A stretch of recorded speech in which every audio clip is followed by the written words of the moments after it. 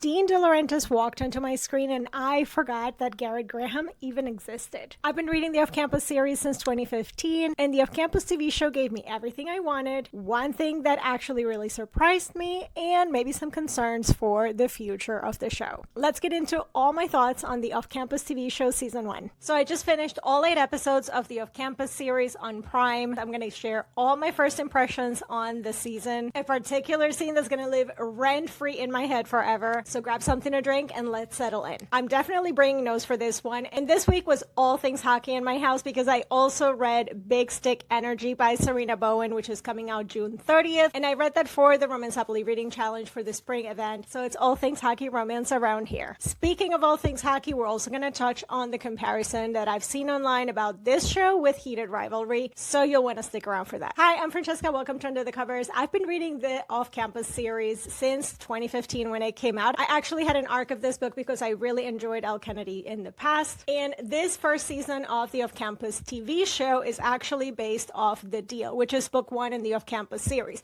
Although I will say, after watching it, you kind of also get a parts of The Score, which is book 3 in the series. I intentionally did not reread the book, The Deal, before watching the show. And that is because I haven't reread it since I originally read it in 2015. So it's not fresh in my mind. And I felt like that would be the best way to go into watching the show. If you are also a book girly and you also read the book a while ago, so things are not super fresh, I highly recommend that you go into it without reading it. Just take it from me, go into the show without rereading it first. I think if you're not really going in to nitpick those things, you're going to enjoy the show for what it is and you will get the most out of it. So first impressions, I think that the vibe that they're going for, it's exactly what I envision. So far, I think they're doing really, really good with casting, with the vibe, the acting, chemistry, all of it. So I am 10 minutes into episode 1. Okay, so the first thing that I actually want to get out of the way is the Heated Rivalry comparison.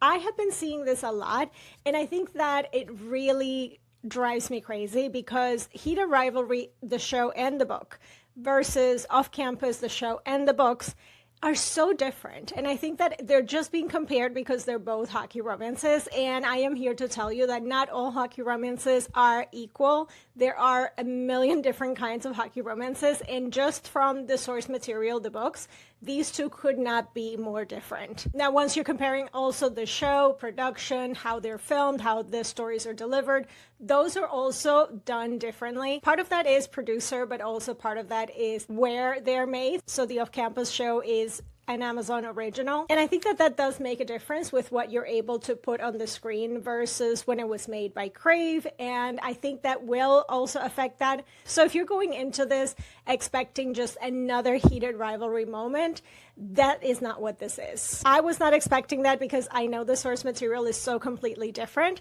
because I also have read tons of hockey romance and those two could not be more different. Again, story-wise, character-wise, just like everything. Besides the fact that the Off-Campus are all straight relationships. So definitely don't go into it expecting the same show. And please, please, please stop making the comparison that the two are the same. There is also something I'm going to be talking about which relates to the sex scenes.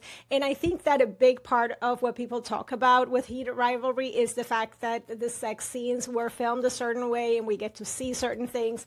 And we will get into the sex comparison between the two shows because I do have something to say as it relates to the Off-Campus TV show on that. But more on that in a second. Now, the most important thing is that the Off-Campus TV show, I do think that it really captured the vibe of the Off-Campus universe, the series, like the vibe of the series, the camaraderie, the found family vibe, and really getting into the friendships and just the whole campus atmosphere and the characters and all of that. It really did a good job at capturing that and making us feel like we were just dropped into these really tight-knit communities and groups of friends and that these relationships were really strong and solid.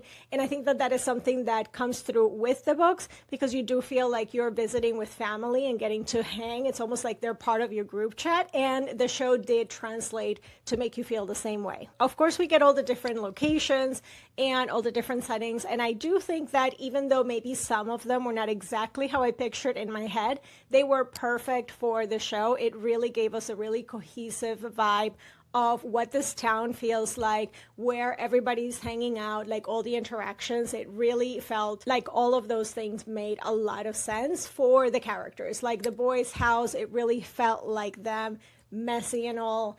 And the same can be said for the girls' dorm room or Malone's, the hockey arena. Like all of it, I think, was really, really perfect in terms of the setting. And then, of course, we have to get into the casting. So I'm going to give you like quick details for each one of the characters and how I felt with the casting. Obviously, after seeing them act and seeing the characters. So this is not like a first impressions on who was picked. I do think that for Garrett, perfect. I think that the actor was really, really spot on. It's not actually necessarily how I saw Garrett, but I do think that he embodied Garrett really, really well, especially with how he was acting. Like, I think that he really was a great pick for the character. In terms of looks, I feel like Hannah's character was really good, but there was something with her where I feel like she was just okay for me. And I don't know necessarily if that has to do with chemistry. We will get into chemistry in a little bit. Then we have the boys. We have John Logan, who was absolutely perfect. Definitely, I would say probably none of these are how I picture the characters in my head, but also, I feel like it was a good interpretation. So I do think that John Logan was a good interpretation of his character. And also the actor did a great job at bringing his character to life. Then we have Dean. I did need a little bit of a second to warm up to him as Dean.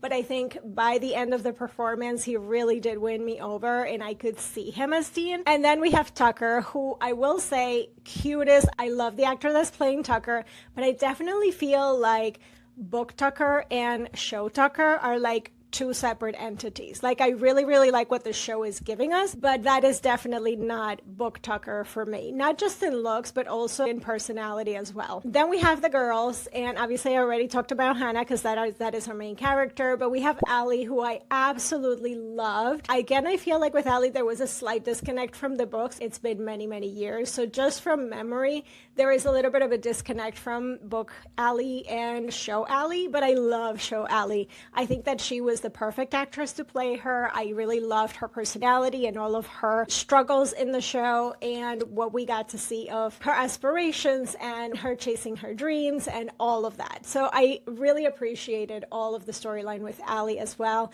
And the actress herself, I think she did an amazing job with bringing all of that, like a bit of anxiety about what's your life going to be like and are you going to be able to chase your dreams. Like all of that was really, really embodied well by the actress that played Allie.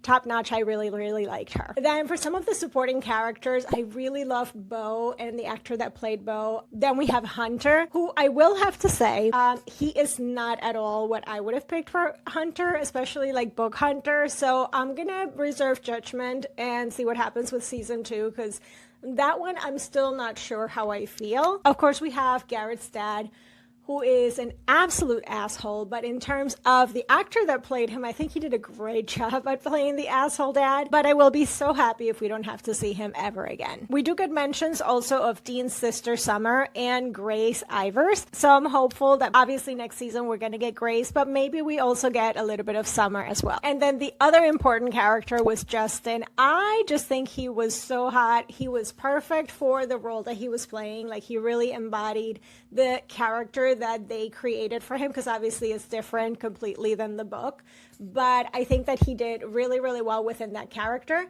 I will say though that in terms of the whole Justin plot line and storyline, the way they change things, because obviously now they're supposed to have this extra connection because they're both in music, and I feel like at the end of the day they didn't really have any connection, and it felt like it was a crush that was being forced on us where there was really no spark there at all. And to me, that makes the whole push and pull of the fake dating in order to get Justin, like it almost had no value because there were no stakes there. Because at the end of the day, they were so wrong for each other and they were able to see that. They were both able to see that as soon as they started hanging out together. So it's like, what was really the point of putting that there if there's not going to be a strong push and pull between them? Because I feel like if you're going to put some kind of a love triangle or whatever you're going to call that, there should be some stakes. Otherwise, if it feels so easy that only one character is the obvious choice because the other one is just so wrong for her, it was just blah. Like, it's like, why is that even there? And I feel like as soon as we even have the first time that they talk to each other in the show, which is when she's making that reference to Dirty Dancing when he's picking up the food, immediately you can tell, like, well, he doesn't even know what that is, but Garrett does. And it's like, you know that they're not right for each other immediately. And then the more time they spend together, there's more and more of that where they're just so not compatible. So I really would have liked to have seen a little more compatibility between the two of them if you're going to put that whole storyline in there. Otherwise, it just felt really meaningless. Another thing that I think the show did really, really well is giving us glimpses of everybody's lives and everybody's struggles. Because all of these characters, at the end of the day, when you look at the series and the books, they do go through a lot of serious things. Like, there's a lot of heavy stuff that they have to go through, whether it's trauma of things that have happened to them in the past, like with our two main characters in this season, which was Hannah and Garrett's past traumas, or, you know, sometimes it's going to be future things that happen that, you know, the characters have to deal with. So I feel like that is something that the books do really well, is mixing in heavy subjects while still not making the books heavy at all. And I do think that the show was able to capture that, but they were also able to give us glimpses of all of these characters' lives and struggles, and really making us care about every single one of the characters in this tight-knit group of friends within 8 shows, which is really amazing. It's almost like they were able to really get you to connect and care about the whole cast. Okay, but now let's talk about chemistry.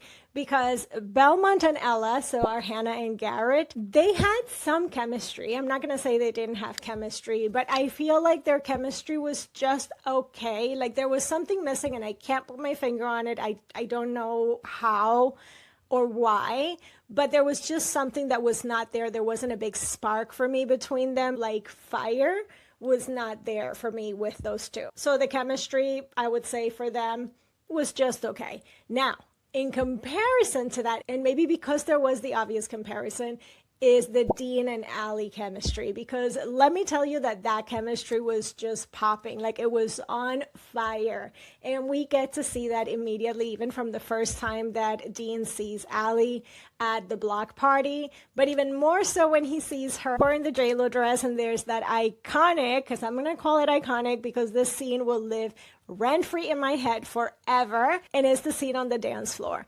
That was so hot, no notes. Oh my God, it was so, so good. And like, you can't tell me that those two don't have like the best chemistry ever. And at the same time, like, they embody Dean and Allie so well. And as a Dean girly myself, I love them as a couple. And I was kicking my feet and giggling the whole time. But now, speaking about Allie and Dean, I do want to say that one thing that I was super excited, because again, as a Dean girly, give me all the Dean and Allie. But I am a little concerned because it's like we got already a good chunk of the score, because we got to see a lot of that in one episode. And I feel like what is going to be left, like, are we really going to get a full season of Dean and Allie? Or are they going to be like half of a season with someone else? Because I need to get a full season of Dean and Allie. So I'm just going to put that out there. Now, timeline-wise, that makes sense, because the things that we got to see in this score did happen while the deal was going on. So I guess, you know, from maintaining a clean timeline, it does make sense that we got to see all of that. But I am a little concerned with how are they going to fill the time, because I need to get a full season of Dean and Allie. So I'm just going to put that out there. I don't know what they need to do, but I need to get a full season of Dean and Allie. So let me know in the comments if you also need to get a full season of Dean and Allie. But that is one thing that I am concerned with future seasons. Also, there is something that I do wish that the show changes. So this is future hopes that I don't think is probably going to come true, but there is something really bad that happens later on in the series in the books. So I'm not going to spoil it for you guys, but something happens to a particular character. And for the book girlies that have read everything, if you know, you know. I really hope that that thing that happens to that one character doesn't happen in the TV show. I know that probably will not be the case, but I really, really hope that that doesn't happen. And without spoiling it, if you know what I'm talking about, and if you agree with me that you hope that that gets changed and it's different, because it was devastating when I read it, and I don't want to be devastated again in the show, Let me know in the comments. And then obviously speaking about our main couples and chemistry and all of that, we do need to talk about the spice and the sexy times and the sex. Yes, I do think that besides the fact that obviously you're not getting heated rivalry sex scenes here. Let's get that out of the way. Even though you do get a butt really early, like opening scene, butt cheeks. But, and you also get penises. Like, why? There is a scene in the men's locker room where you're getting full frontal of several men for no reason. Like, I don't know what was the reason to put that scene in there. I don't know if the show was trying to be edgy, like, ooh, look, we put a penis. Like, that doesn't usually happen. But there was no point to that. And it felt just so pointless to do that. Like, it was really weird. It was just weird. But back to the sexy times. So again, you're not getting like heated rivalry level sex scenes, I will say. But something I did notice is the fact that some sex scenes were more detailed and more visual than others. Like, for example, the first sex scene with Garrett and Kendall was a lot more visual than the sex scenes with Garrett and Hannah, for example. Or even the sex scenes with Dean and Allie. But something else that I will say, though, is in a romance novel, a sex scene is not supposed to be there in a gratuitous way. A sex scene is supposed to be moving the two characters closer together. So every single sex scene that's in a book should be doing that job. And if it's not doing that job, really, there shouldn't be no reason for that sex scene to be there, and it could get cut, for example. And one thing that Heated Rivalry did really well, in my opinion, is that it took that concept of a romance novel where each sex scene is doing something to bring those two people closer together, and we were able to see that. And I think that that was one of the wonderful things about how Heated Rivalry is made, is not because you get to see the mechanics of it, like it's not about the visual part of it, is the fact that yes, those sex scenes are moving those people closer together. But in this case, what we got was one really good scene where we are seeing a deep connection, like the sex scene was doing something, even though I think filming that sex scene was not very great, but we were part of that in how that scene was able to bring Hannah and Garrett together. And that's the first time that they are together. So obviously that scene was very important, not just because it's the first time that they see each other naked and they're together, but also because it is a deepening of the trust and the relationship between those two characters. And that's great that we were able to be in the room when that happened. Filming wise, I don't think that that was the best in terms of filming that scene, but all things considered, like I'll give them that, and that's fine. At least we were able to see the deepening of the connection. But after that, it's like every other sex scene was just a montage. Like the scenes were just like flashing by, and we don't get to see any deepening of their relationship. So everything else, it's like, oh yeah, well, they're having sex. And that's it. So I think that that does a disservice to what the sex scenes are doing in a story. And I think oftentimes they are dismissed, even in the romance novels, as just part of the smut. But they actually do serve a purpose to the relationship and the connection. And that is something that this show did not do. It did not give us the connection that is getting built in those moments when they are intimate with each other. And needless to say, that was one thing that Heated Rivalry did really, really well. And then the last thing I will say is the fact that the show, just as the books in the series, it is so addictive. It's like crack. I don't know what is in this series and these characters in this world that Elle Kennedy created, because I had the same experience reading the books where you just like pick up one book and you need more and more and more. And obviously when I was reading them, I had to wait for the next one to come out. And I know a lot of people were able to just binge through and read all of them together.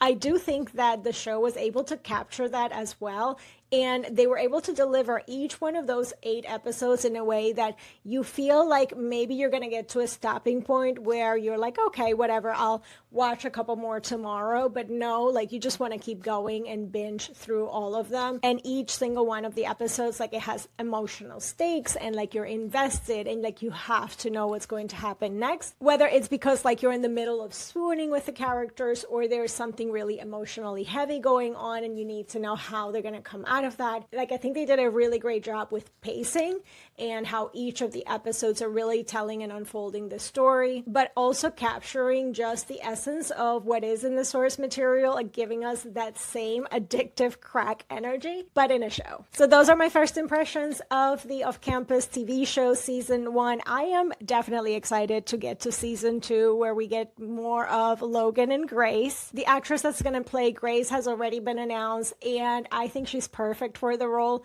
So let's see how that all develops. I'm going to do the same and not read book 2 until after season 2 comes out, just because I feel like that was the right choice with this one. But like I said, I will be rereading the deal, and I will have thoughts on how that compares to the show and what things they changed and all of that. So I will leave that linked down below for you guys to check out. And I also will leave a list of books that are perfect to read if you love the off-campus series, because if you've already binged through the whole off-campus universe, you'll want to get more of that. And I'm not talking just about like more hockey romance, because again, not all hockey romance is the same. So if you like the off-campus series, that doesn't mean you're going to like every single other hockey romance. So if you want the specific vibe that you're getting in the off-campus universe, I do have a list of books and series that you can dive into that are going to deliver the exact same vibes. So I will leave that link down below so you can check it out on the blog. And if you haven't read the off-campus universe and you want to get into that, I do have a whole reading guide on how you should be reading the off-campus series. So I'll leave that link down below too. And I am actually really excited about the universe as a whole, because we also got an announcement about the next book that is like the next gen book, and it's about Jay Connolly's son and Dean De Laurentiis' daughter. So I am going to be sad for that one, because it's going to be definitely an interesting story. And I have to say, after reading Love Song, not too much of a fan of AJ, which, I mean, I don't know how these kids are turning out the way they are with the parents that they had, but you know, we'll see how that goes. I'm excited for it anyway. Let me know in the comments down below, how did you like season 1 of the show? Have you read the books before? Did you not read the books and just go into the show blind? And if you did read the books like me a long time ago, are you planning to reread before or after the show? So let me know all the things. I can't wait to chat with you guys in the comments. But for now, that is all I have for today, and I will see you guys in the next one. Bye!